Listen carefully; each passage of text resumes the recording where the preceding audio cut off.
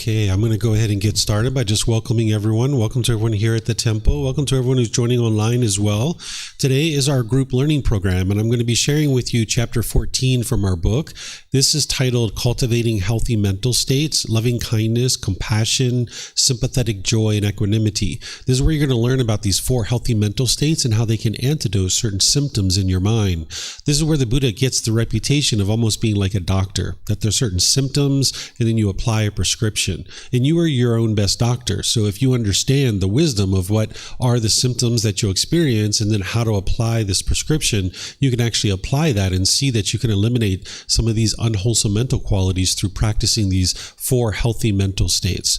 We're going to start with meditation just like we do with all of our classes. I'm going to start with some chanting to ease us into the meditation. Then I'm going to come in with some guidance. There's going to be a period of time where it's just quiet and we're all meditating together. Then we're going to come out with some more chanting from there. And then that's where I'll start today's class, helping you guys to understand this topic of the 4 healthy mental states.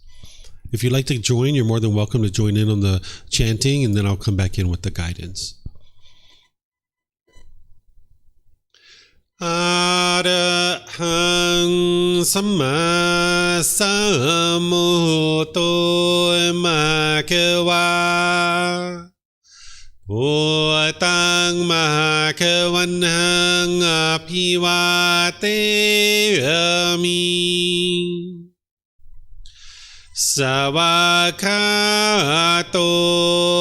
Bhagavata Dhammo Dhammang Namasami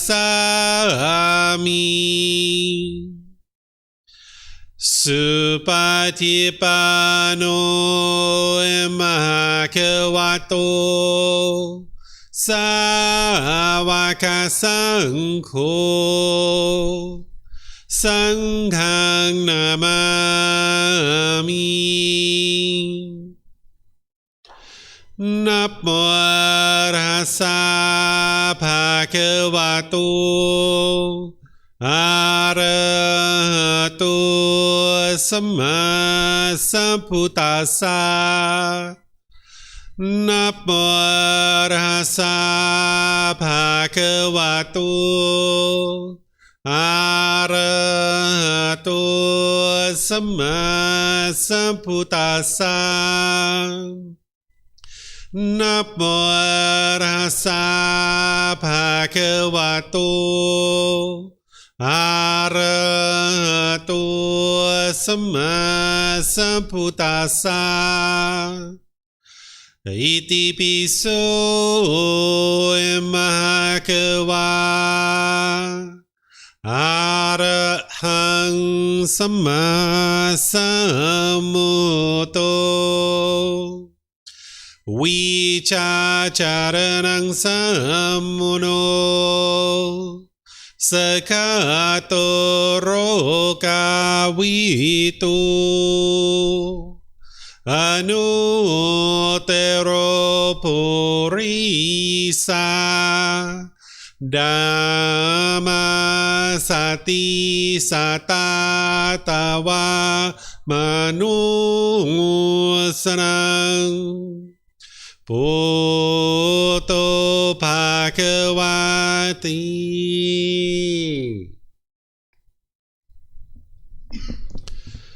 Okay, with the lower body and hands and arms comfortable,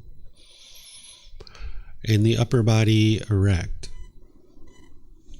just close the eyes and start breathing in through the nose and out through the nose.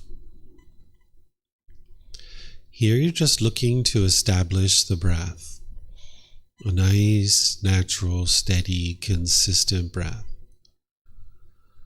Not forced or controlled, just a gradual inhale through the nose, experiencing the full breath. And then whenever you're ready, exhale out through the nose. Breathing in and out. Breathing in and out.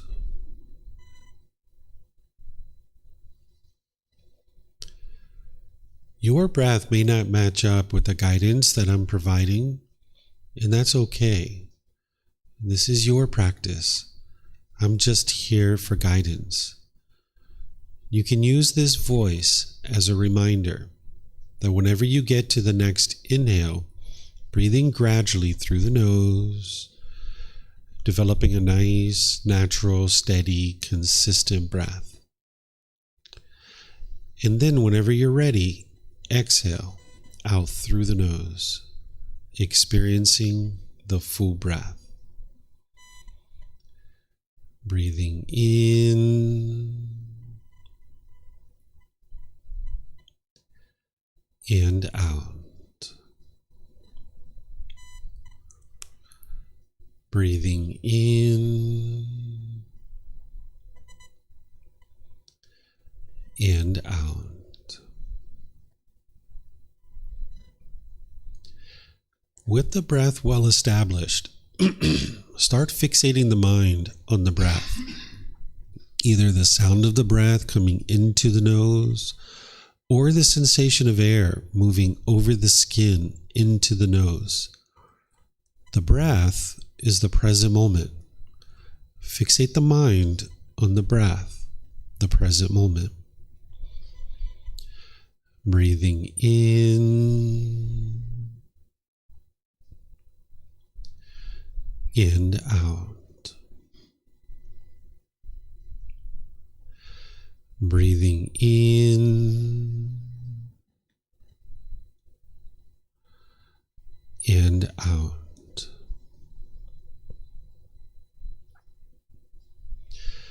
With the mind fixated on the breath, whenever you notice that it moves off the breath, cut that off, let it go, and come back to the breath, the present moment. No need to observe the thought, label it, judge it, analyze it, or even try to figure out where it's coming from. Whenever you notice that the mind is moved off the breath, cut that off, let it go, and come back to the breath, the present moment. Breathing in and out. Breathing in and out. I'm going to be quiet now and let you do this work of focusing on the breath, cutting off and letting go anytime the mind moves off the breath. You have nowhere to go.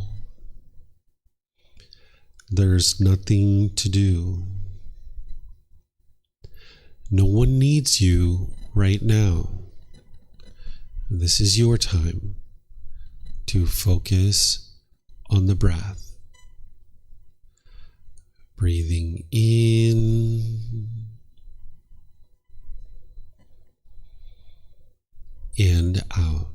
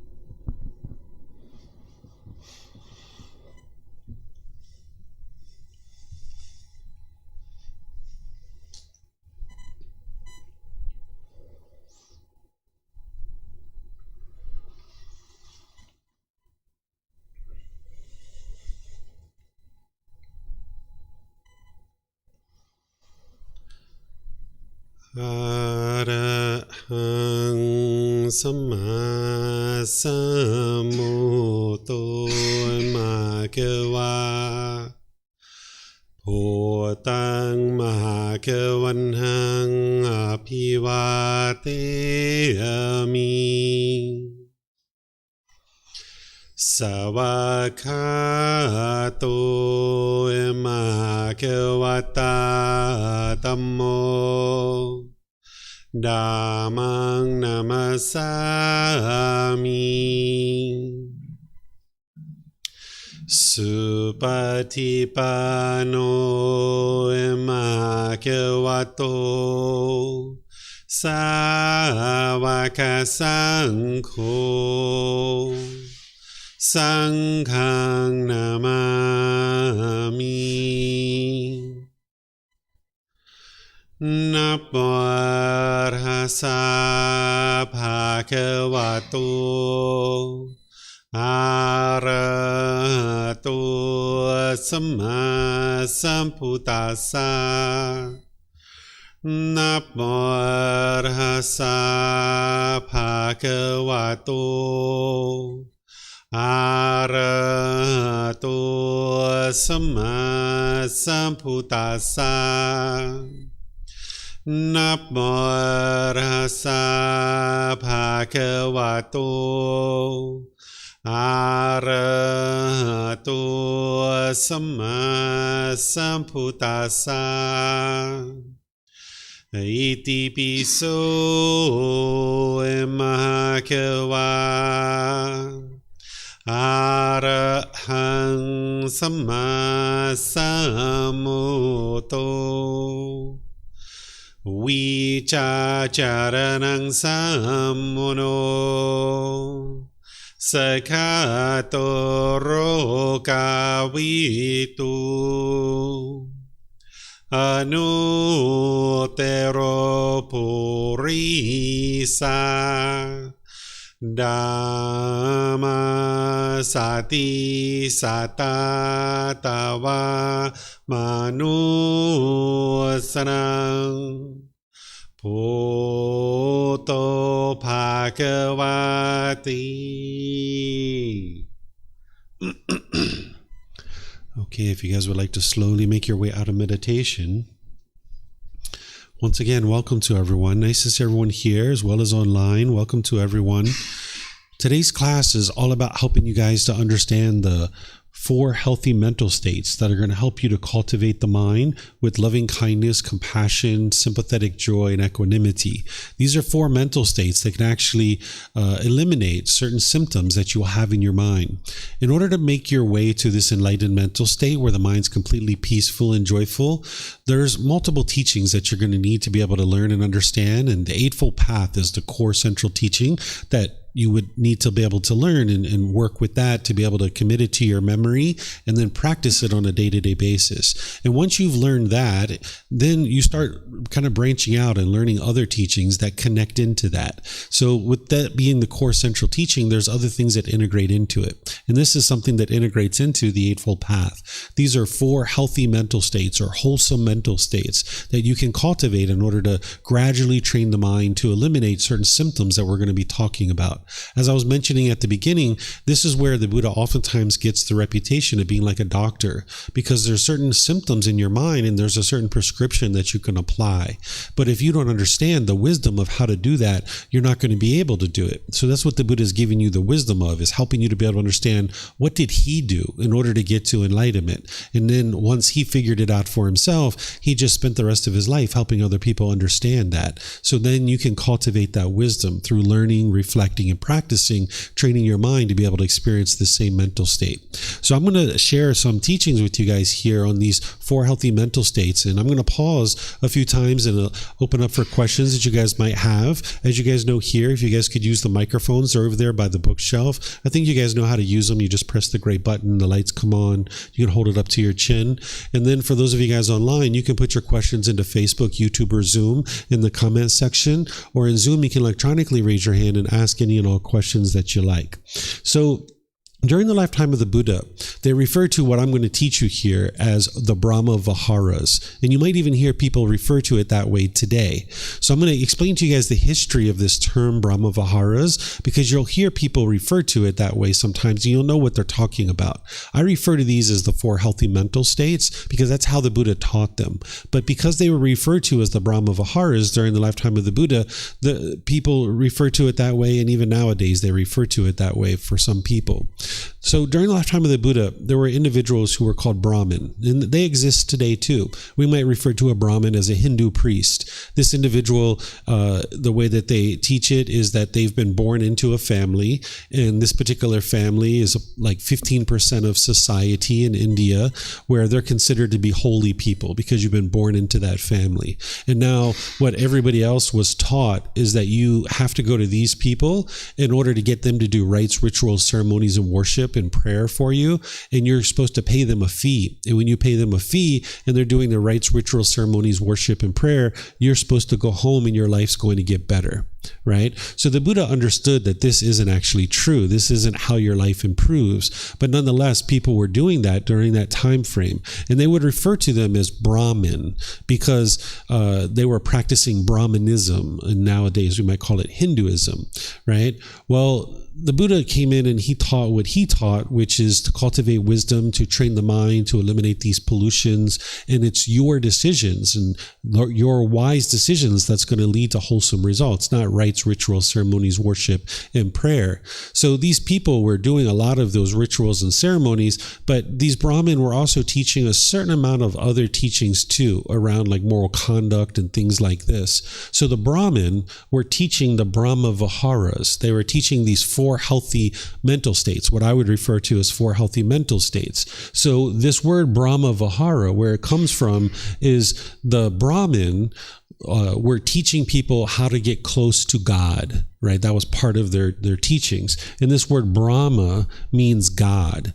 And the word Vihara means like a dwelling or an abode or to reside, right? So these Brahma-viharas are referred to in that way because the Brahmin were teaching them that, hey, if you would like to get close to God, you're going to need to practice these Brahma-viharas. Well, the Buddha didn't teach it that way. He didn't teach that your ultimate goal is to get close to God. If that's what you would like to do, sure, you can learn how to have a better and better relationship with God, but that's not part of what the Buddha was really teaching as part of the path to enlightenment, because it's not God that determines whether you get to enlightenment or not. It's your decisions that determine that.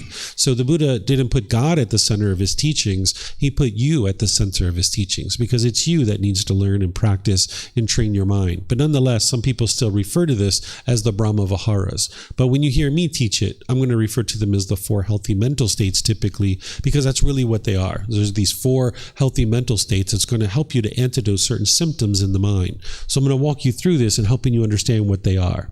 So this first one is called loving kindness. This is a genuine interest in seeing all beings be well, having goodwill towards all beings, without judgment. This is the antidote for anger, hatred, ill will, and all the lesser versions like frustration, agitation, annoyance, bitterness, hostility, even the slightest dislike. By the time you get to enlightenment, you won't even have the slightest dislike towards another being. Right now, you probably like certain people and you probably dislike certain people. But that's because these people over here that you like, they're meeting your expectations. They're doing things your way. These people over here that you don't like, that's because they're not meeting your expectations. You want them to be a certain way. And the mind has this craving for permanence, thinking that everybody should be a certain way. And now if people meet those criteria that you have in your mind, you like them. But if they don't meet those criteria, then you dislike them. But you can get rid of this through training the mind to eliminate craving, desire, attachment, which many of you guys that have been in this group learning program for a while, you already understand what that is. But also, you're going to need to eliminate your anger, hatred, ill will, your bitterness, your hostility. That's going to help you to eliminate this dislike, this annoyance, this frustration, and of course, the stronger versions of that too. So the way that you get rid of that stuff is through cultivating loving kindness in your mind, having a genuine interest in seeing all beings be well, active goodwill towards all beings without judgment. Because sometimes what the mind will do is it'll judge somebody and try to determine whether they deserve your love or not, or whether they deserve you being kind to them. That's not the way that an enlightened being functions. Sometimes you might have been taught in your growing up in your childhood that some people say, well, don't respect others until they respect you. Right? If everybody was practicing this, like, don't respect others until they respect you. If somebody was like, well, I'm not going to respect you until you respect me. And then they're going to say, well, I'm not going to respect you until you respect me. So that means nobody's respecting anybody because everybody's waiting for somebody to respect you, right? Well, if you did that with your love and your kindness, and by the way, that's unwise to do that with your respect. It's also unwise for you to do that with your love and your kindness too. Because if it's like, well, I'm not going to be loving and kind to you until you're loving and kind with me. Well, I'm not going to be loving and kind with you until you're loving and kind with me, right? So now nobody's being loving and kind with anybody. So an enlightened being doesn't function that way. They break through all of that because they understand that whatever you put out, that's what's going to come back to you. So if you put out love and kindness, this is what's going to come back to you. But if you put out bitterness and harshness and hostility, that's what's going to come back to you. So you're not interested in judging whether this person deserves your loving kindness or not. You would like to just be loving and kind and realize that some people are going to be loving and kind and some people are not. This is impermanence. You're not going to live in a world where everybody is loving and kind. It's just not going to happen because that's permanence. You're going to encounter people sometimes that are bitter and harsh and hostile and impolite and disrespectful. And you can train your mind to not be shaken up and not be angry or frustrated during that period of time. But if you have expectations and cravings the way that you want people to be, when they're not that way, you will be angry, you will be frustrated, and your mind isn't understanding impermanence here. So there's a certain amount of work that you need to do with the Eightfold Path to eliminate craving, desire, attachment, wants, and expectations, craving for things to be permanent. But you also need to go in and eliminate the anger, hatred, and ill will. Because when that is arising, the mind's going to tend to be unskillful. It's going to push people away, be bitter, harsh, and hostile to them, or you're going to put your expectations on people and try to control them. And people might be doing this to you too. And this doesn't solve your problem, because by pushing people away, you can see that that doesn't solve your problem because you still get annoyed, you still get frustrated. If that was the true cause of your problem, when you push those people away, you'd be peaceful and joyful. Or if you were bitter, harsh, and hostile to people, you can't fear people into doing things your way. It's just not going to happen. And that's what the mind's trying to do when it's being bitter, harsh, and hostile. And when you're putting your expectations on people and trying to pressure them or force them to do things your way, you can't train 8 billion people in the world to do things your way. So this actually is just going to lead to broken relationship after broken relationship after broken relationship. And you can't live with all beings harmoniously. Because if you can only enjoy being around people and you can only be harmonious with people who do things your way, there's only one person in the world that you can love. If you can only love people who do things your way, because there's only one person who does things your way in the entire world, and it's you, right? So if you can only love people who do things your way, then you can really only love one person, yourself. And you might even have a difficult time doing that from time to time, right? Depending on what's going on in your mind. Sometimes people have difficulties loving themselves. So this loving kindness that you permeate in the mind, and you get to the point where you have love and kindness for everybody and all beings, you also have that towards yourself as well, to eliminate that negative inner dialogue, that degrading, diminishing inner dialogue or self-talk that you might have. Some people have that. You can eliminate that. You don't have to walk around with that. And then when you learn how to love this being more, you'll learn how to love other beings. And then when you can put out love and kindness towards all beings, then you'll experience more and more love and kindness coming back to you. Because your intentions, your speech, and your actions are going to emanate from your mind, right? The mind is almost like a computer. It's like a CPU that a computer, the CPU is the central processing unit, and if the central processing unit is working and it's going well, then the computer functions well. But if it's not going well, then it's not going to function well. The keyboard, the monitor, the mouse, all these things aren't going to work so well. So your mind in this being who you are is the same way, that your mind is the CPU for this being, and everything's emanating from your mind, your intentions, your speech, and your actions. So if you can transform your mind to get rid of this anger, hatred, this hostility, this resentment, this bitterness, now your mind can have loving kindness, and your intention, speech, and actions can emanate from that. So the way that you cultivate this loving kindness in the mind is through developing a meditation practice of loving kindness. And I've taught that in this program already, and I teach it in other courses and retreats as well, and I've recorded it many times, so you can learn loving kindness meditation. It's different than what we did today. It's a different type of meditation where you're essentially rewiring the mind to be loving and kind. And now you can go out in the world and be loving and kind through your intention, speech, and actions. And that's where the real transformation is occurring. You can't meditate your way to the elimination of anger. It's not possible. So when you're meditating, it's like filling up your gas tank. And then you go out into the world through your intention, speech, and actions and be loving and kind. And that's where the real transformation is occurring. Sometimes in the unenlightened state, when we lack wisdom and our relationships are challenging, we think the way to solve this is to fix the other person. And that's usually what the mind's trying to do, is fix the outside world and fix other people. But that doesn't actually work, because you can't change other people. You need to change your own mind. So when you focus on improving what your mind is experiencing, now you'll improve the way you interact with people on a day-to-day basis. And that's what's going to transform your relationships. So for example, when I was growing up, I had a lot of anger and bitterness and hostility and resentment towards my mom, because I had so many expectations of her growing up as a child, and she didn't meet those expectations. So I had a lot of bitterness towards her. When we were together, it was only a matter of time before fireworks went off between the two of us, right? And it was like that all the way through my early 20s even. But there was a certain point in time where I became wise to how things were happening, and I was interested in changing, and I decided to transform my mind. And I was starting to train with this loving kindness meditation, rewiring the mind. And then when I would spend time with her, I would be loving and kind to her. Where before, when she was bitter and harsh and hostile to me, I would be bitter and harsh and hostile right back. And this just kept on going on for years and years and years. It was like mom would pick up the rubber ball of anger and throw it around the room, and I would pick up the rubber ball of anger and throw it around the room, and next thing you know, we got all these rubber balls bouncing around in the room. But then when I started training my mind with loving kindness meditation, I started doing this differently. When mom started being bitter and harsh and hostile with me, maybe we were on the phone, I would say things like, "Mom, I know that I've been bitter and harsh with you in the past, but I'm not going to do that anymore. I love you so much. I apologize for what I did in the past. I'm going to get off the phone and let you think about what it is that you just said, and we'll talk another time, Mom. I love you. Bye-bye." Where she didn't get that before. Before, when she was bitter and harsh and hostile, she would get bitterness and harsh and hostility back. So she couldn't see her own mind and what was going on with her own mind.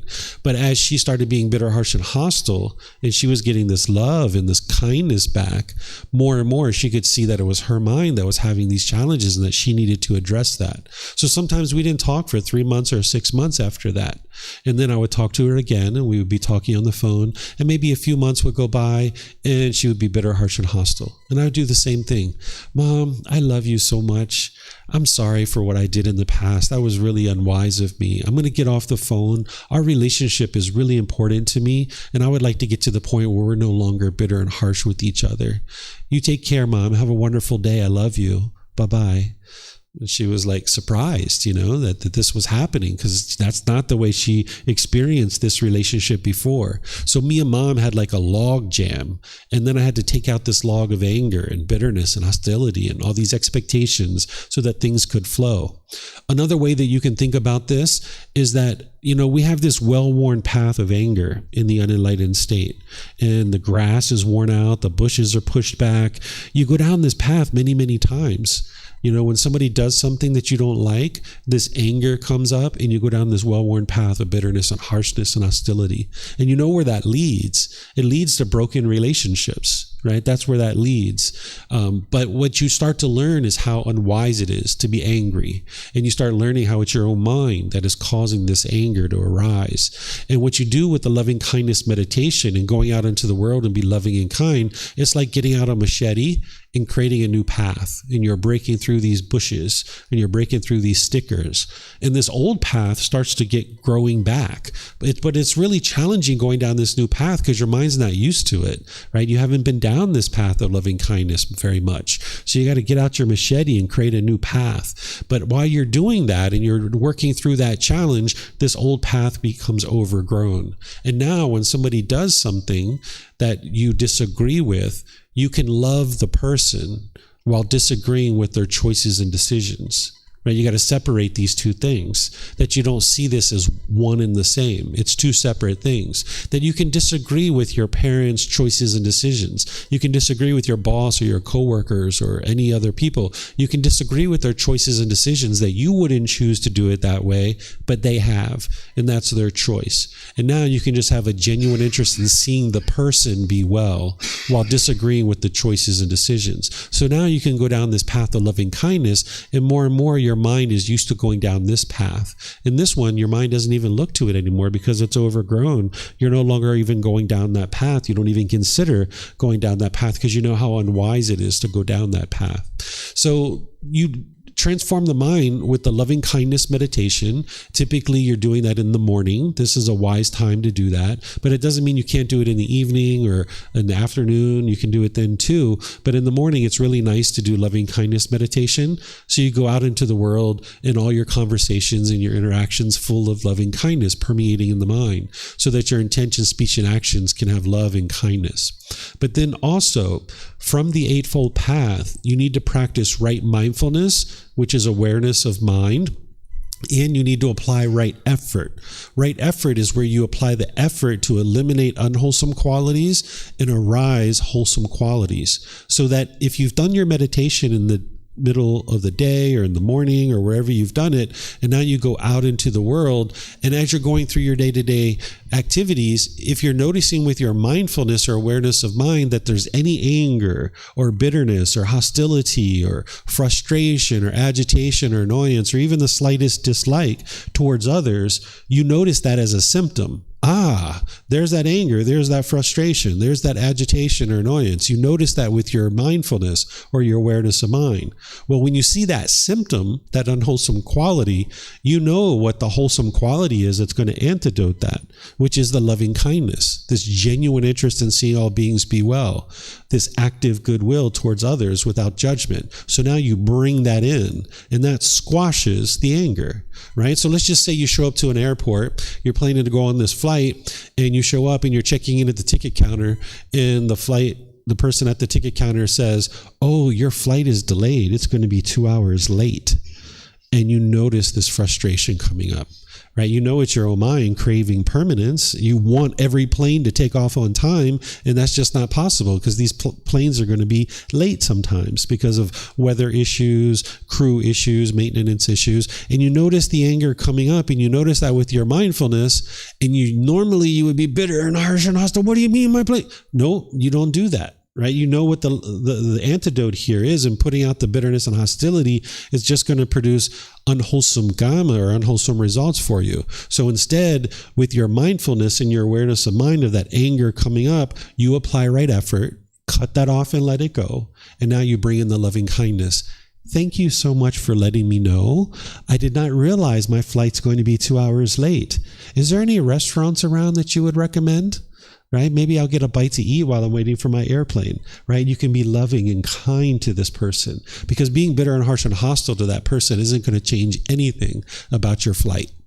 Right? Your flight's still going to be delayed, right? So where you see the symptom of anger and bitterness and hostility arising with your mindfulness, you apply the antidote. or the prescription, which is loving kindness. And if you've been doing loving kindness meditation regularly throughout your weeks and days and months, then you'll have it readily available to you to apply. But if you're not doing the loving kindness meditation, you're not going to have that available to you to be able to apply it in this situation. And now over time, you will fully stamp out this anger and this bitterness out of the mind. You'll get to the point where you don't have any anger. It'll be physically impossible for you to ever experience anger because it's just not in the mind anymore. It just isn't there because you've completely eradicated it. So this is how you do it with loving kindness meditation, going out into the world through your intention, speech, and actions, being loving and kind. Use your mindfulness to guard the mind, to look over the mind. And anytime you see these unwholesome qualities arising, you apply right effort to bring in the loving kindness. Then there's compassion. Compassion is the concern for the misfortune of others. This is a mental quality that when you see other people having misfortune, that you have concern for them. The opposite sides of this is one side would be indifference, where you could care less what happens to somebody. You see someone that's homeless, you see a child that needs food, you see somebody addicted to drugs. So what? It's not my family. I don't care. Right? That would be indifference. And that's not going to produce a peaceful and joyful mind and a peaceful and joyful life. But the other side of this is the worry, the anxiety. Oh my goodness, that child doesn't have food. Oh my gosh, did you see they didn't even have any clothes? Their clothes were all ripped and torn and all dirty. Oh my gosh, right? The mind's so worried and having anxiety and stress about that. Either side, your mind's not in the middle. You're not content. So the middle way here is to come to the middle with compassion, where you're going to have concern for the misfortune of others. Now, whether you choose to do something about that thing is a whole separate question, right? What the Buddha is teaching you to do is to have this mental state of compassion, which is the concern for the misfortune of others. And one of the things that he teaches you that helps you to cultivate this is he teaches that because we've all had so many different lives and so many different experiences in those lives in the past, he says that whenever you see somebody experiencing something unfortunate, he says you too have experienced that exact same thing, either in this life or some previous life. So when you see that homeless person there, it's kind of like, well, you were homeless at one time too, either in this life or some previous life. Or you see someone addicted to drugs or alcohol, you had that same experience either in this life or some previous life. So rather than being judgmental and looking down on them for their misfortune, put yourself in their shoes and realize that you were in that same position as well. And the other thing the Buddha teaches you is that he says, because we've all had so many countless lives and previous lives, that he said it would be nearly impossible to encounter another being that hasn't previously been your mother, your father, your brother, your sister, your son, your daughter, or some other relative. So when you see that person who's sitting on the street that doesn't have food, that's like your dad or your uncle or your mother or your grandmother. Or you see that older lady behind the cashier at the store, that's your grandmother or your mother or your sister, right? These are people that you've encountered in the past, but just right now in this life, they're not one of your relatives. But you can start looking at every being as your relative, including animals. We were talking about cockroaches before class. We were talking about relocating them outside, right? Because there's just a few of them, right? So viewing those cockroaches as your son or your daughter or your brother or your sister or your grandmother or grandfather, this is a great way to arise compassion in your mind, as well as loving kindness as well. So whether you choose to take action upon this misfortune that this person is experiencing is a whole separate topic. But I'll share with you some details about this where I have done action behind this to help you understand that it's never going to be always one way or always another way, but also to help you understand that this is a mental quality, that it's not about the action behind it. So I used to ride a motorbike, and when I would ride a motorbike, sometimes I would see people get in accidents because there's a lot of motorbikes here in Thailand. And typically when I would see an accident, I'd pull over to the side of the road, put the kickstand down, and go help this person, because I learned some first aid and things like this when I was in the USA, so I can kind of help people with some of these things. So I would kind of go help these people, right? Well, there were some times when I'd be riding down the road and I would stop and I would help them. But then there were other times I'd be riding down the road and I would see an accident and I would look, And maybe I'm on my way home in order to give my son some food, because maybe my son is at home by himself. He's been at home maybe all day by himself and he doesn't have any food. And I've got some food that I'm bringing to him, probably a pizza, because he usually asks for pizza, right? So I'm probably taking him a pizza. And then I look and I see that there's an accident. Okay, well, now I have compassion. I have concern for the misfortune of this being. Just like I did when I stopped to help these people, I have compassion for them, and then I choose to put action behind it. But now as I'm driving and I look and I see the accident, I see 2 or 3 people already helping them, right? I still have compassion here. I have concern for their misfortune, but I realize, like, hey, they already have help. Let me just continue on my way and go take this pizza to my son, because I need to help him to get some food. And that's compassion for him, right? So there's still compassion here for this being that had an accident with the motorbike, but I'm not choosing to do anything about it. So your compassion is just a mental state that you're going to be cultivating and maintaining, but it doesn't mean you're going to put action behind it. So in that situation where I didn't help the motorbike, there was still compassion, but I just chose not to do anything about it. So your compassion is going to help you to get out of that indifference where you could care less about what happens to people, and it's going to help you get out of that worry and anxiety. So when I went forward with my motorbike and went home, I wasn't worried about that person that had an accident. I wasn't having anxiety or stress. I wasn't thinking, oh my goodness, what happened to them? Are they going to be okay? I didn't worry about it because there was just concern there. But I also wasn't indifferent. I looked to see, do you have any help? Oh, there's already 2 or 3 people that stopped and helped them. No need for me to stop. Right? So this is where your mind can now come to the middle and you can be peaceful and joyful and continue on your day. So the way that you cultivate this compassion is the loving kindness is going to help you with some compassion, and the loving kindness meditation is going to help you with that. But the main way that you cultivate your compassion is with your mindfulness and your right effort, just like with loving kindness, that you practice awareness of mind with your mindfulness. And anytime you see indifference, or anytime you see worry and anxiety about somebody's misfortune, you cut that off and let it go. Bring the mind to the middle where you arise this compassion, which is the concern for the misfortune of others. So you're going to need your mindfulness to be developed. That's why you do breathing mindfulness meditation on a consistent, regular basis. So you have awareness of your mind. And if at any point during your day, you're noticing this worry or anxiety or this indifference, you cut that off, let it go, and apply right effort to now bring in the wholesome quality, which is the compassion. So if I was on my motorbike and I was driving past that person who had an accident and, down the road, I started noticing this worry or anxiety come up, I would have cut that off and let it go and brought in compassion. Or if I noticed indifference in the mind, I would have cut that off and let it go and brought in the compassion, right? So these are the first 2, loving kindness and compassion. I'm going to pause here and see if you guys have questions. Remember, you guys can put that into Facebook, YouTube, or Zoom, or you can raise your hand in Zoom and ask any questions that you like. And then here at the temple, you guys have the microphones there if you'd like to ask any questions. So you guys have any questions on this first 2, loving kindness and compassion?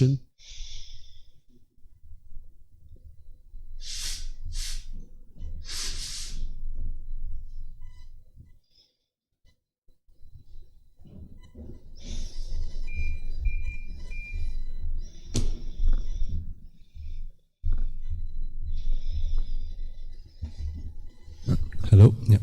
So my question is, for example, in cases of like safety, like let's say like robberies, or if you live in places that this is very common, how do you do to practice that compassion and not be also in fear? Because sometimes you tend to be kind of paranoid because you don't want to be robbed or attacked or something. Yeah, so anytime you have any discontent feelings arising, it's always from craving, desire, attachment. That's the mind craving permanence. So you're going to need to be able to eliminate cravings to be able to not have the fear. And if you're making wise decisions about where you go and what you're doing, there's a good chance that you won't experience being robbed.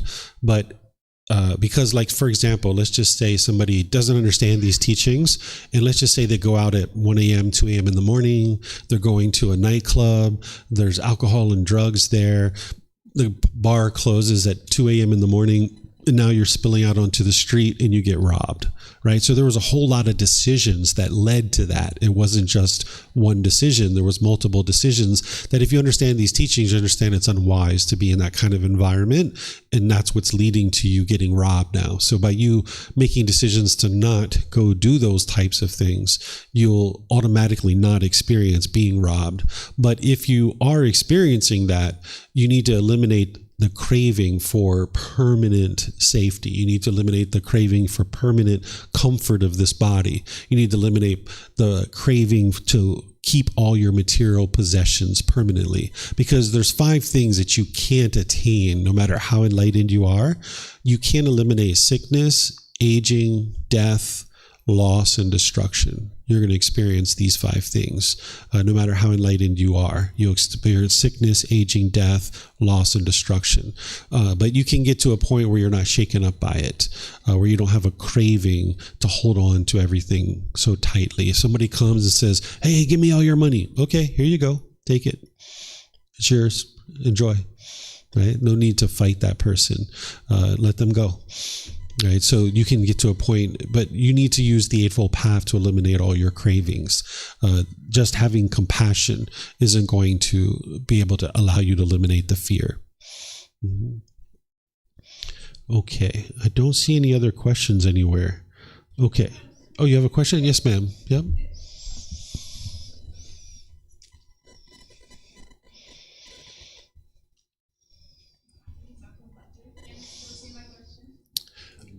If you press the gray button, you'll see the lights come on. No, it's doing something. There you go. Well, yep. Okay, I don't normally speak to the microphone. Yes, it actually ties in a little bit to, like, sorry, I forgot your name. Lucas said.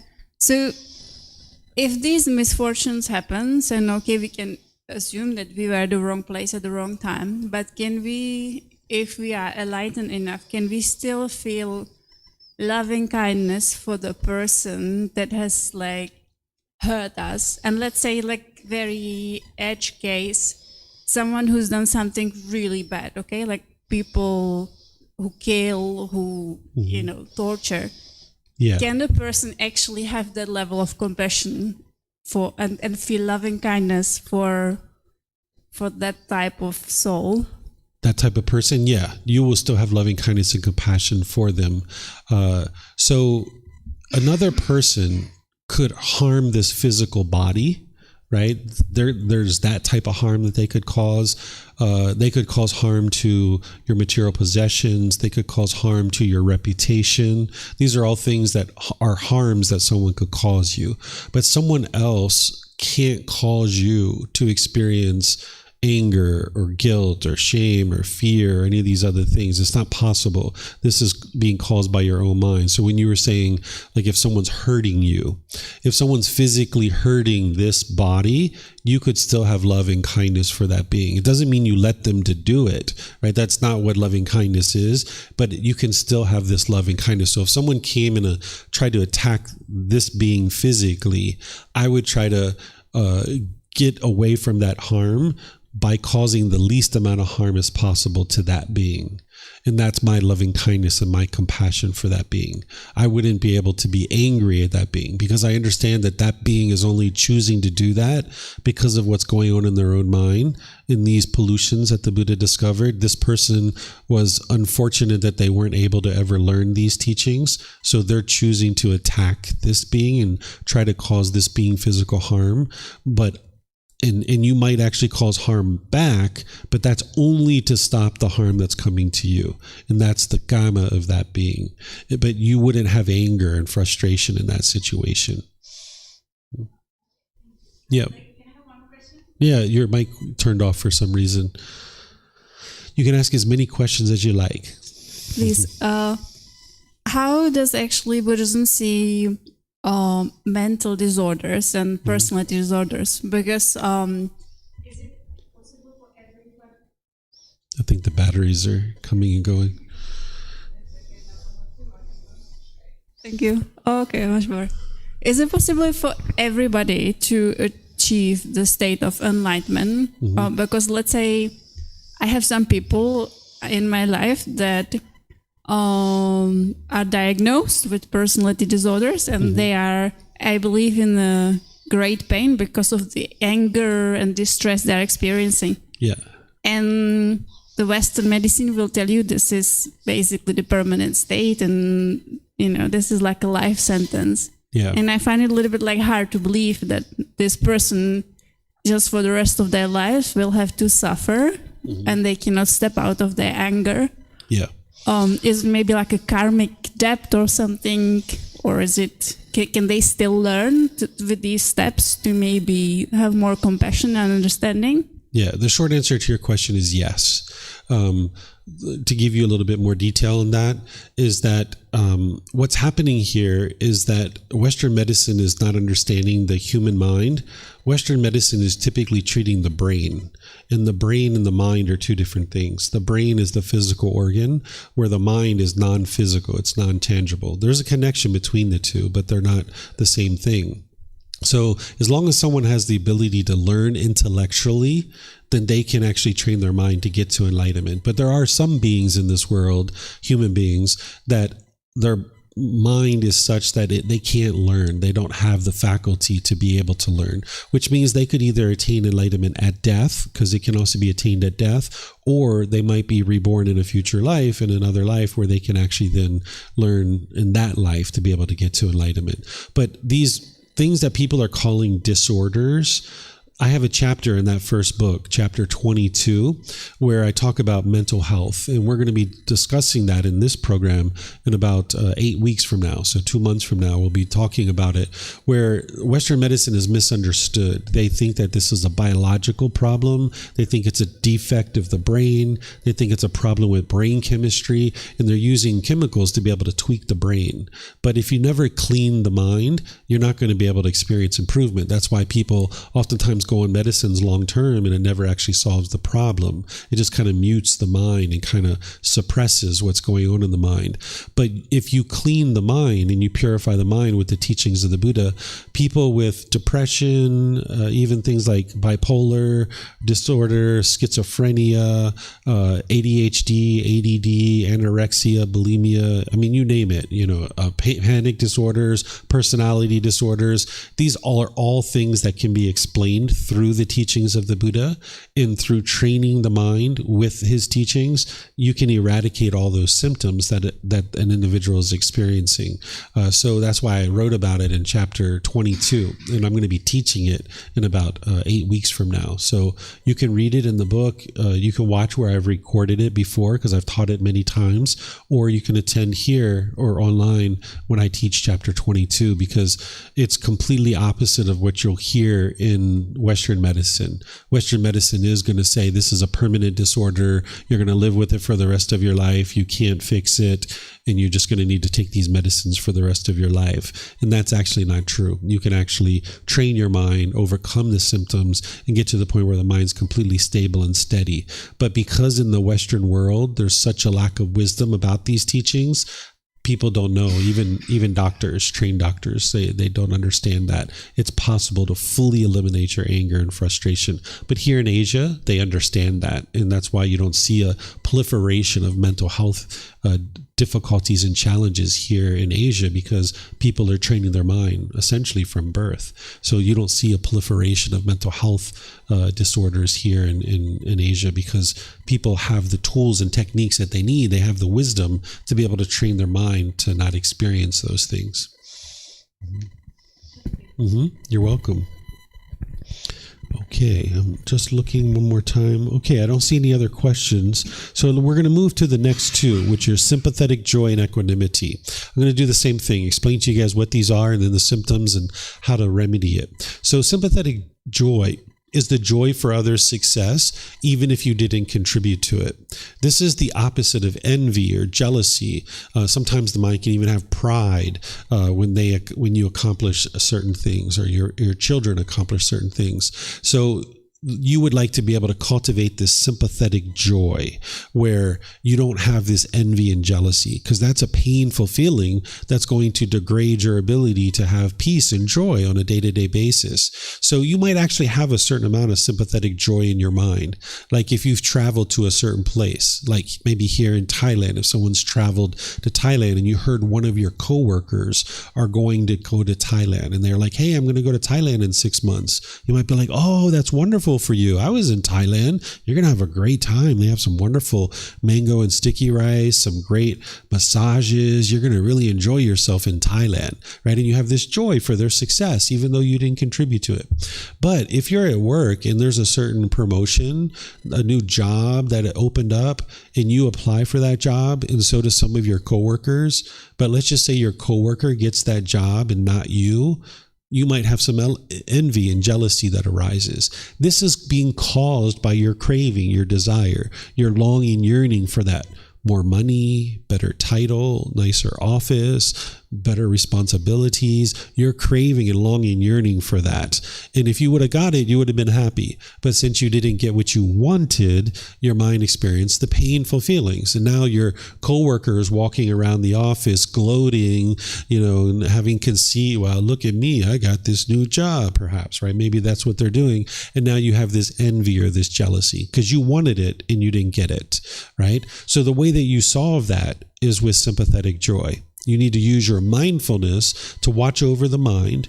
And whenever you see this envy or jealousy arising, you cut it off and let it go with your right effort. Eliminate the unwholesome quality of jealousy or envy, and then apply the right effort to bring in this sympathetic joy, where you have joy for others' success. So if this person walks by your desk and you're typing away, maybe you had your interview, maybe you did something, and you haven't heard back from the job, and this individual walks by and is like, hey, guess what? That new job that we all applied for? I got it. And you might notice your jealousy starting to arise, right? Because your mindfulness is there helping you to be able to see that. You need to cut that off and let it go. And maybe what you say to this person is, congratulations, I'm very pleased for you. That's wonderful for you, right? And maybe that's all you can do. Maybe inwardly, you're still jealous, you're still envious, but maybe you could just get a smile out and maybe you could say, congratulations, I'm very pleased for you, right? And over time, you'll gradually wear away the cravings, the desires, the attachments, the jealousy, and all of this, because you're bringing in this sympathetic joy to be able to help you in this situation. Because being jealous and envious, it doesn't feel good, right? And now it's going to damage your relationship with this coworker when you're interacting with them, and you're not interested in doing that. You would like to have healthy relationships with everyone around you. So wherever you see jealousy or envy arising, bring in the sympathetic joy. Maybe one of your neighbors got a new car and you see their new shiny car sitting in the driveway, and then they walk by and be like, hey, guess what? I got a new car. Oh, congratulations. I see it looks really beautiful. It's a really nice car. Congratulations, right? Hey, maybe they have a nicer car than you. So what, right? You don't need to compare what they have versus what you have, right? Just enjoy the things that you have. Enjoy the life that you have. Don't have that longing, yearning just to be better than that person, right? So bring in the sympathetic joy where you have joy for their success, even though you didn't contribute to it. Hey, that car looks really nice. I'm sure your family's going to have a great time riding around in it. Wonderful. Congratulations to you, right? That's all you need to do, and get rid of that envy and jealousy. Then there's equanimity. There's two pieces to the equanimity. There's mental calmness, composure, evenness of temper, especially in a difficult situation. And then there's treating everyone impartially and fairly. I'm going to explain the two different sides of this. So this mental calmness and composure, this evenness of temper, it's going to help eliminate the restlessness, the worry, the anxiety. It's going to help you get rid of all of that. Because what's going to happen is, because of your cravings, desires, attachments, you're going to have situations where your mind's all shaken up. Like say you get a phone call, that your mom's been in a terrible car accident and she's being rushed to the hospital in the back of an ambulance.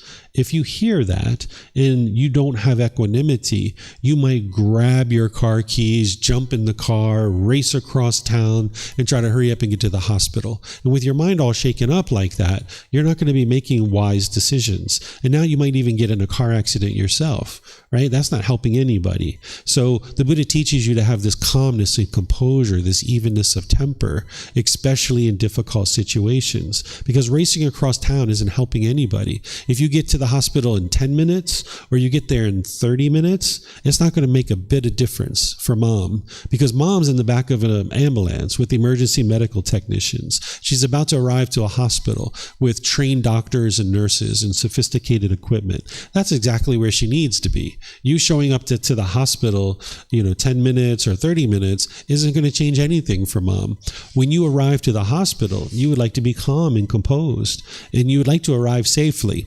So instead of being shaken up, when you notice with your mindfulness that your mind's shaken up, you need to bring in the equanimity. Because now if you can calmly make your way to the hospital, now when you arrive, you can talk to the doctors and nurses, find out what's going on, and start making some wise decisions to help mom. But if your mind's all shaken up when you get to the hospital, you're not going to be able to understand what they're sharing with you, and you're not going to be able to make wise decisions. Right? So when you're noticing with your mindfulness that your mind is shaken up, maybe it's mom's been in a car accident, maybe it's your children are having difficulties, maybe you find out that your bank account is going up and down, or your investments, or maybe a tree falls on your house or something like this. Who knows? You're going to experience different things in your life. Again, with craving, desire, attachment being diminished and working to eliminate that, that's going to help you automatically. But you also need to practice equanimity. Whenever you see your mind shaken up, you're going to need to bring in this calmness and composure in those situations. So you apply your right effort, that where you see the mind shaken up, you cut that off and let it go, and you bring in the wholesome quality with your right effort of equanimity. So if you know the solution to the shaken up mind is equanimity, then you bring that in when you see that, right? So you might need to pause and think about this for a second. Oh, mom's in the ambulance. Oh, this is unfortunate. Okay, I need to make my way to the hospital. Let me get my keys. Let me make my way over there. I'm just going to take my time. No need to rush. And now you just gradually make your way to the hospital. Stay calm and stay composed, right? Because your mind shaken up isn't going to help anybody at all. So you'd like to maintain your calmness and composure at all times, because that's what's going to help you make wise decisions. And you're going to need to make wise decisions in order to experience wholesome results or wholesome karma. Then the other part of this is treating everyone impartially, or everyone fairly, equally. That one of the things the Buddha is teaching you how to do is to have healthy relationships with everybody around you. That you can get to a point where you have harmonious relationships with everybody. And the way that he's helping you to do that is to first train your own mind, because you need to train your own mind. But then you also need to be able to navigate the world of unenlightened beings who aren't training their mind. Because if you understand the Four Noble Truths, that it's your own mind that causes these discontent feelings, not everybody else understands that. So let's just say you were in a work environment and you went to lunch and you bought 2 donuts for your 2 best friends back at the office. And then there's 6 other people who aren't getting donuts.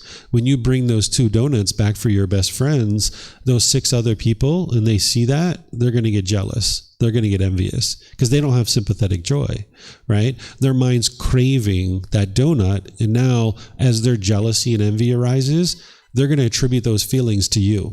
They're going to think you're the one who's causing those feelings. And now they're going to push you aside. They're going to be bitter, harsh, and hostile to you, or they're going to put your expectations on you and try to control you and force you to do things their way.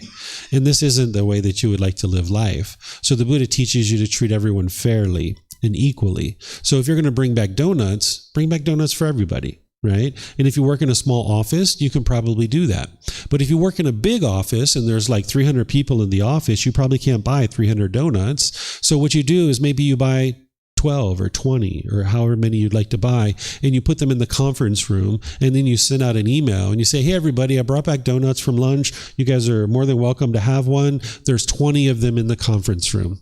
right? And now you send out that email to the entire office. Well, if I'm the 21st person who shows up in the conference room and there's no donuts there, well, that was my decision. Right. And now I can see like, okay, well, I didn't get the donut, right? Because I didn't come early. I waited, 20 minutes or 30 minutes and I came and there was no donuts. So now I can see this was my decision that led to this. But at least you're making it available to everybody. That's how you're treating everyone impartially. Or say you have children. Maybe you have multiple children. You would like to treat them all equally and they're all fairly. If you're getting one child a pair of shoes, you might choose to get the other child a shirt or a pair of pants or some pair of shoes or something like this. This is going to make sure that everyone's being treated equally. When I was growing up, I had different experiences throughout my life. When I would go to my grandmother's house, for example, and it was my sister's birthday, my grandmother would also have gifts for me too. Not only did my sister get gifts for her birthday, but I would usually get a gift too as a toy. And now, wow, everybody's being treated equally. Or like when I was in second grade, I was chewing gum one time and my teacher said, "David, do you have any gum for anybody else?" And I was like, "No, I just have a piece for myself. I'm chewing it." She's like, "Oh, you can't chew gum all by yourself. If you're going to chew gum in my class, you need to bring gum for everybody." And I said, "Oh, really? Okay." So then the next day I brought in gum for everybody and I gave everybody a piece of gum and then I was able to chew gum, right? So this was things that I was learning growing up as a child. So different people understand different aspects of these natural laws. So you would like to treat everybody equally. If you're an employer, if you're a parent, if you are a coworker, whatever it is that you're doing, you'd like to treat everybody equally and impartially because that's going to protect your ability to have a healthy relationship with the people around you.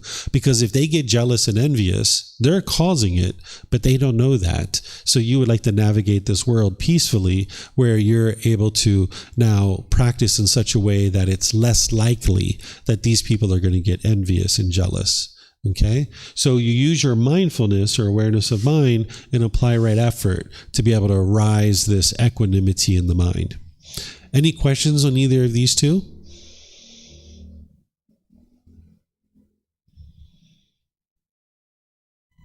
Okay, it looks like Paul has who's that? Yeah, that's Paul. Go ahead, Paul. David, yesterday I had a setback on my path. I was in the car with my wife coming back from getting an ice cream, and in order to do so, I had to cross the canal. Where we live, there's the canal that joins the Lake Erie to Lake Ontario, and to allow the ships to pass, and so there's locks every so many miles. And coming back, I chose the wrong lock. I went to a lock that I thought would be open, and generally it would be, but it wasn't, and got frustrated and turned the car around and drove to the next lock, and sure enough, that lock was also open. So again, the traffic was backed up, and so then I said, okay, then I'm going to go back to the first lock that I tried.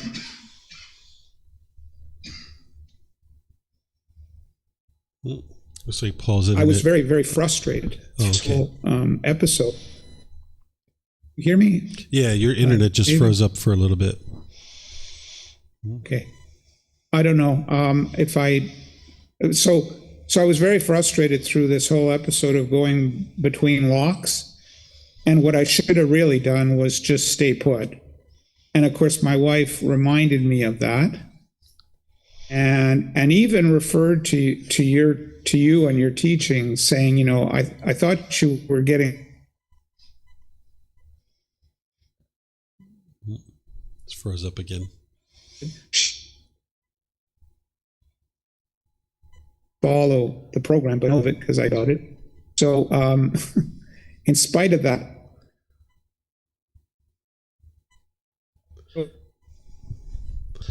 Paul, it sounded like your internet's. There's a way to make the effort. Your internet's getting. I was too stubborn. Patchy here.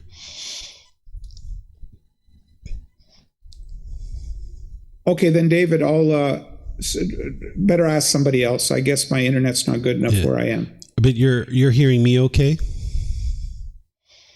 I hear you fine. Okay. So I got a good portion of what it is that you're sharing. So I'd like to share this with you, is that I wouldn't consider it that you've taken a step backwards in your journey to enlightenment, because this event that you experienced was insightful for you.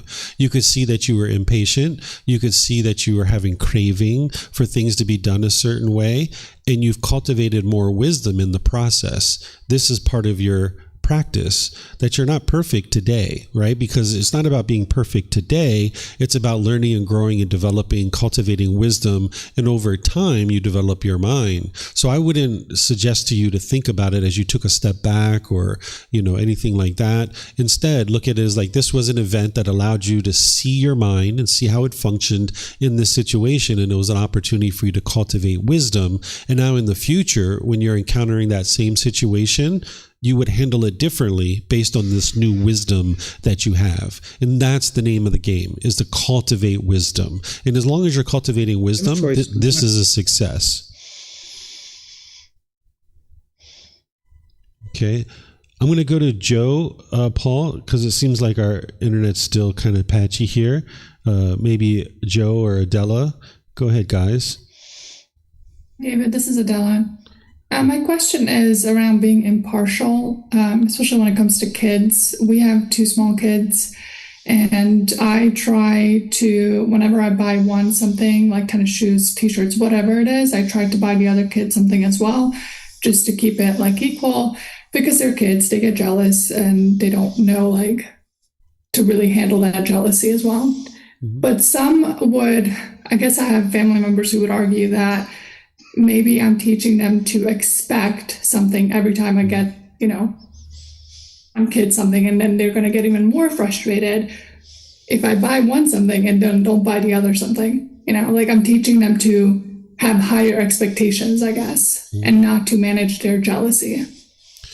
Well, if their mind stays wired to the point where it is getting jealous, then their mind's going to keep dwelling in that, and it's going to keep staying wired that way. So by you early in their life, because I think your kids are pretty young, if I remember correctly, they're like in the 5 to 8 age range, maybe even younger than that. While they're young like this, you can do the way that you're doing.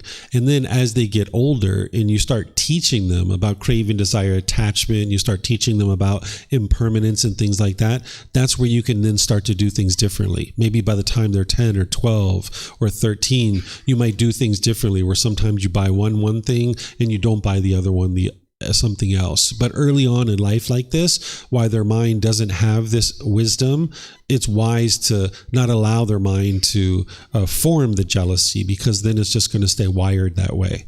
I'll tell you an example of this that will make a lot of sense for you. When my son was born, we did something that the Thai people usually do here, which is they have these little bracelets that you put on their ankles. I guess they call it an anklet or something. And it has like a little bell on it. And you put it on both of their ankles. And you usually put them on when they're somewhere around 3 months old or something like that. And you put it on their ankles. And when they're in their crib and they wake up, like say you're out of the room and they wake up, you'll start hearing their little bells jingle as they're starting to wake up, because they're starting to move around. They haven't completely woken up yet, but they're just starting to move around, and they're getting ready to wake up.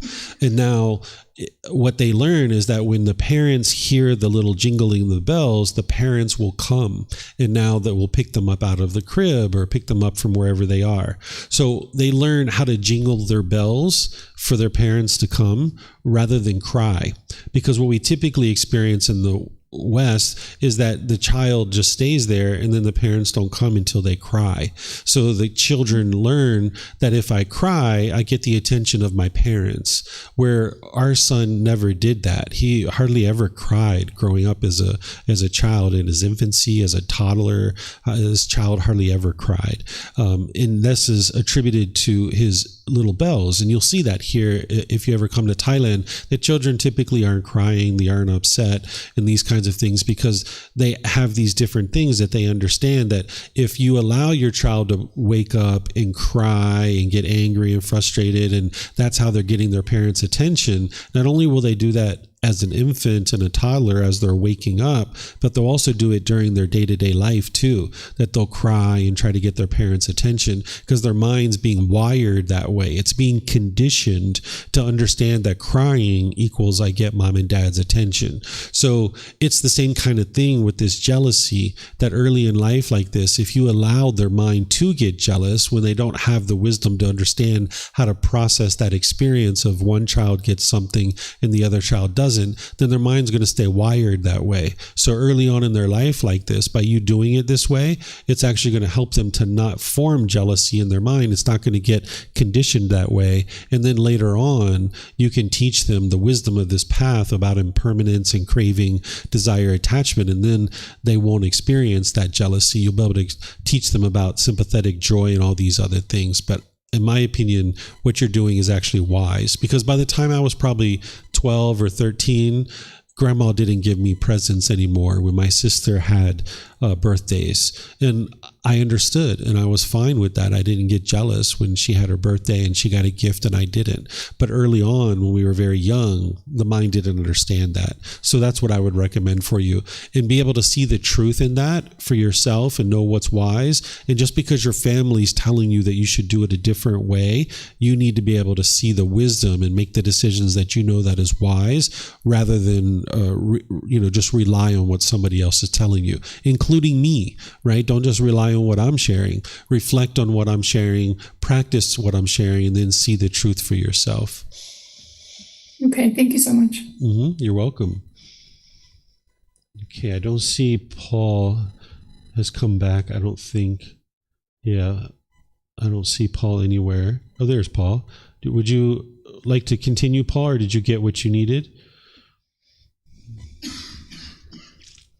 Well, I don't want to tie things up because obviously my internet is not very reliable. I'm not at home right now. So, but I guess if I can say this much is that, I made a choice yesterday not apply right effort. To me, that's the big mistake. How do you get past when you're so stubborn and so conditioned to be mad and frustrated, and you say, I'm aware, I'm me.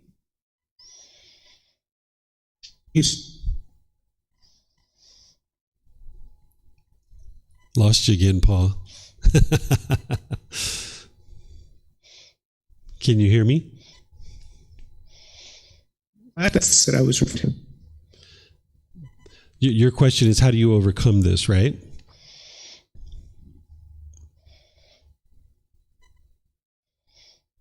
You're frozen up again. Okay, I'm going to keep going, Paul, and then I'll circle back and see if we can get you. Okay, there, you're back now. Okay, let's see if we can get you. Your question was how to overcome this, right? That's how to overcome the stubbornness of choosing not to. Okay. Action. So this is the practice, right? This is where you don't beat yourself up that you didn't practice perfectly in that experience. You look at it and you're like, there's some work to do here. Next time, I'm going to handle this better. And now you've cultivated that wisdom to next time do it better. The Eightfold Path is what's going to help you to do that. So by accumulating the benefits of breathing mindfulness meditation and practicing generosity and all the other things that you learned as part of the Eightfold Path, by being committed to that, and being diligent to regularly practice it, over time, you will come up to that level more and more. But between now and enlightenment, you're going to have plenty of missteps. You're not going to be perfect. You can't just snap your fingers and instantly implement these teachings. So in the situations where your mind has fallen short of the goal, just take note of that, look at that, cultivate wisdom where you need to, do like you're doing now, which is get help from a teacher, somebody that can help you, and then just aim to do better next time. But you need to keep the consistent practice of the Eightfold Path, because you're already starting to notice you didn't have mindfulness and you didn't apply right effort. So now you know that you need to do better with that next time. So now you practice and improve that next time with this new wisdom that you have to be more diligent in that situation. But I don't think you've said this, but, no need to feel guilty or shameful or beat yourself up about this or feel like somehow you've done something wrong. Just instead realize like this is where your mind is now, and it's not where you would ultimately like to be, but you just gradually work your way towards that. Okay. Hey, David, thank you. Yeah, you're welcome. So these are the Brahma-viharas: loving kindness, compassion, sympathetic joy, and equanimity. You're starting to maybe understand what these qualities are and the symptoms that they're antidoting. And this is the 4 healthy mental states, or the Brahma-viharas. And this is what I talk about in this chapter 14.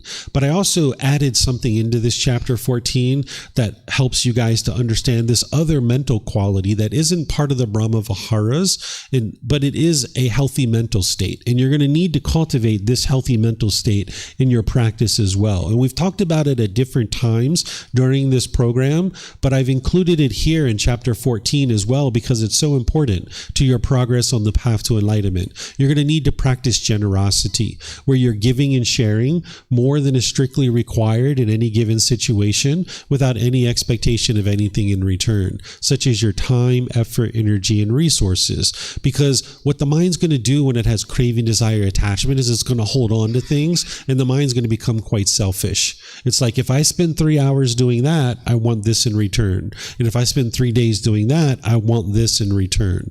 That's what the mind's going to do. It's going to hold on my food, my money, my clothes, my jewelry, right? And now it's my boyfriend, my girlfriend, my this, my that. And now your mind is going to be craving that permanence, and it's unwilling to let go.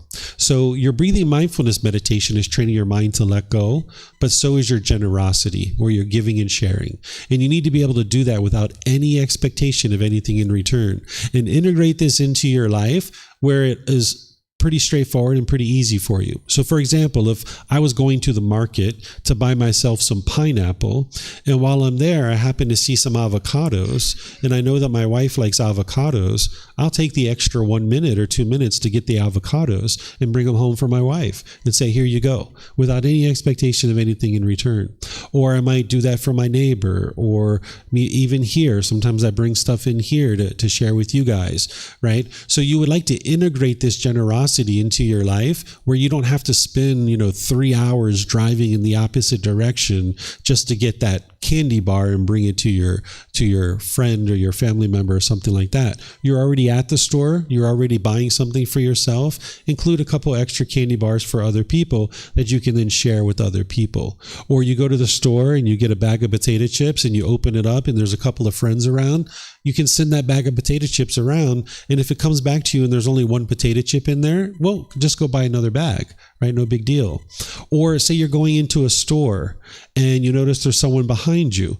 You can hold the door for them and let them go in, right? This is an easy way to practice generosity. But you need to be sure you're doing this without any expectation of anything in return. Because if you're standing there expecting them to say thank you, and they walk through the door and they don't say thank you, you'll be frustrated. You'll be agitated because you have an expectation. You're wanting something from this person. Your generosity needs to be without any expectation of anything in return, not even a thank you. Because of impermanence, not everyone's going to say thank you when they walk through the door. I can tell you that right now, right? Some people are going to walk through the door and they're going to say thank you. And maybe that's what you do when you walk through a door.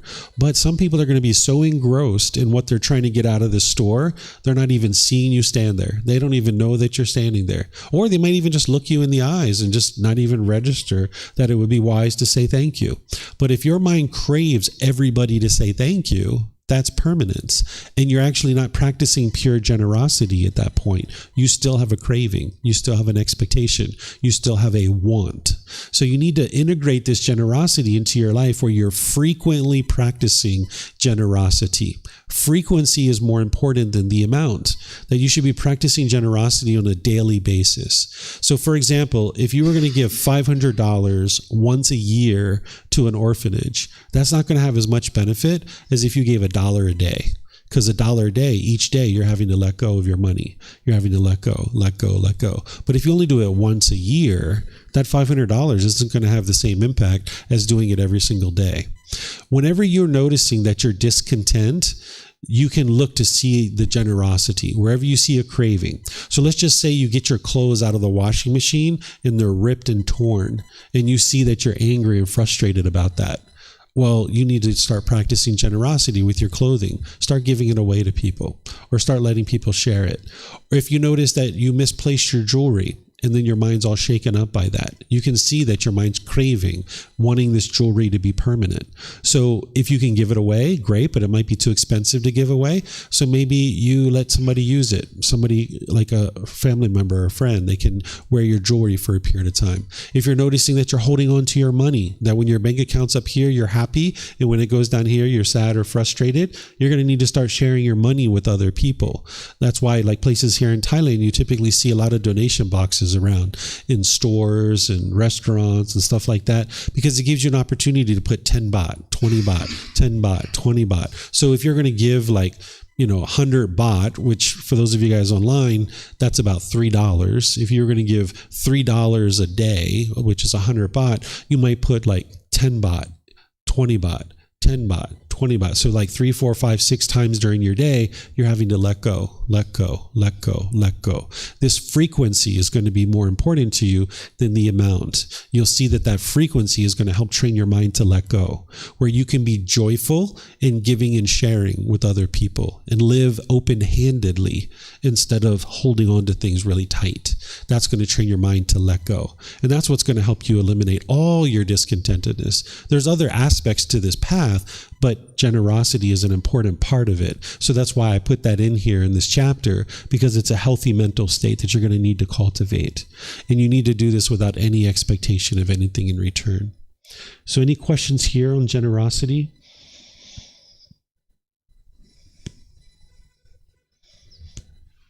Looks like Leo has a question.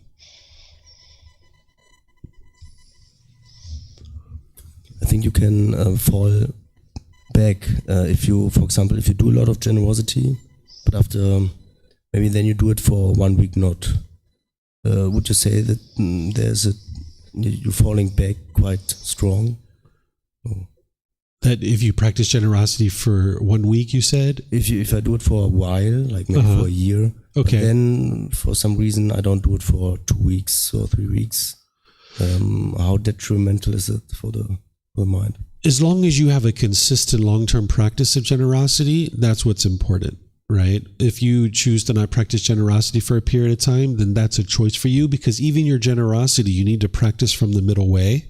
Because if you gave excessively, you wouldn't have the resources you need to be able to sustain your life. But if you never gave and helped people and shared your time, effort, energy, and resources, your mind would be quite selfish. So you're going to need to find the middle way and then navigate that, right? At different times, you're going to be able to maybe share more or less. So there's periods of time where I tip the waiters and people who serve me food and taxi drivers and things like that. But there's also times where I don't tip because I don't really have much money during that period of time. So there's no harm in you choosing not to practice generosity in a given situation. But over the course of years, you need to practice generosity, but do it from the middle way, where you're not doing it excessively, but you're not choosing to never do it either. But remember also, generosity is your time, effort, energy, and resources. It's not just money. You can share your time. You walk out of your house in the morning and you see your neighbor's trash is blown all over the yard. Well, maybe they're not even home. Maybe they're on vacation, and you just go take 5 minutes to clean up the trash in their yard, and you don't even tell them about it. Right? Because you're not expecting anything back from them. You just put it away in the side of their house. And now this is something that you can do. So you would like to be practicing generosity frequently, daily. The Buddha talked about it as a daily practice. Be looking for a way to practice generosity. Like I noticed when you went up and got microphones, you brought over some microphones for them too. That's generosity, right? A very simple thing.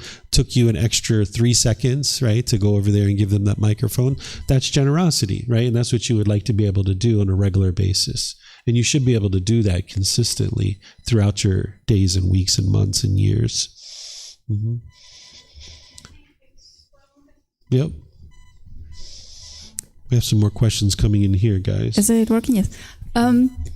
Were this the correct way of accepting generosity, because I think like most of the time I don't have issue with showing generosity, but receiving it, I always feel like very uneasy, like almost thinking, oh, you shouldn't have done that and do that. And I feel like bad inside for the person being generous to me. Okay. Should I like maybe practice more kindness meditation towards myself, or I don't know? The Buddha teaches you that when someone practices generosity with you, it would be wise for you to accept it because it's enhancing the quality of that person's mind. Right. And if you were to reject their generosity, they don't get a chance to enhance the quality of their mind. And if you do that enough where you're shutting people down, eventually people will stop practicing generosity with you. So you would like to get to the point where you're accepting people's generosity because there's some craving in your mind that's hindering you from being able to do that. Maybe you feel like you're being perceived as someone who's needy or something like this, and you don't feel comfortable to accept someone's generosity. This is part of what we call personal existence view, which you're going to learn about this week in the class, Monday through Friday. So accepting someone's generosity is wise, but the teachings of the Buddha aren't black and white, right? Because if someone offered you crystal methamphetamine or heroin, you're not going to accept that, right? So this is where you need to move to your higher consciousness, and you need to think through, would it be wise for me to accept this or not? And if it's like, even if it's like a sweater and you know you're never going to wear this sweater ever, the Buddha teaches you to still accept it. But then what you can do is you can offer it to somebody else, right? And just give it to somebody else. But if someone was going to give you illegal drugs, you're not going to, or even legal drugs, you're not going to accept that because you're not interested in accepting those kinds of things. So you just need to figure out what's the craving that's hindering you from accepting someone's generosity. There's some kind of craving, desire, attachment that's producing that discomfort in the mind. And I suspect what it might be is you might feel like you're appearing to be needy, because I used to have this too. When people used to offer me things, I wasn't comfortable accepting their offering, and I felt like, what do they think? I don't have money? Do they think I don't have food? Like, what do I look like? Do I look like someone who's poor? This is called personal existence view. But if you use your mindfulness to look inward and see what is the craving, then you'll be able to more easily eliminate it, to be able to not experience that discomfort any longer. Yeah, you're welcome. Okay, I don't see any other questions anywhere. So what I'm going to do is just end here by thanking you guys for joining. Thank you for your interest to grow on the path to enlightenment. Thank you everyone online for your questions and your interest to grow. Next week, we're going to be in chapter 15, which is titled True Love, Love Without Attachment. This is where you're going to learn what true love is, because most people, they actually don't understand what true love is, and they're not practicing true love. And this is why they have difficulties and struggles in their relationships. And this is why you might have broken relationship after broken relationship after broken relationship. So we're going to talk about true love without attachment, where you can love all beings. And now by you practicing that, you'll experience more and more love in your day-to-day life, because you're actually practicing true love. Because if you're not practicing true love, you won't receive true love back. And then for those of you guys that are here, Monday through Friday this week, you know that we have the course. And then on Wednesday, we have our regular meditation. On Fridays, we have our social event where we come together at 6 p.m. to have like a little party, a little gathering together. So you guys are welcome to attend any of these events. You'll find them on our bulletin board. You'll also find it on our website as well. So thank you all for joining. Thank you for your interest to learn and grow. And perhaps I'll see you guys in the future class. Be well and take care. Sawadee krap.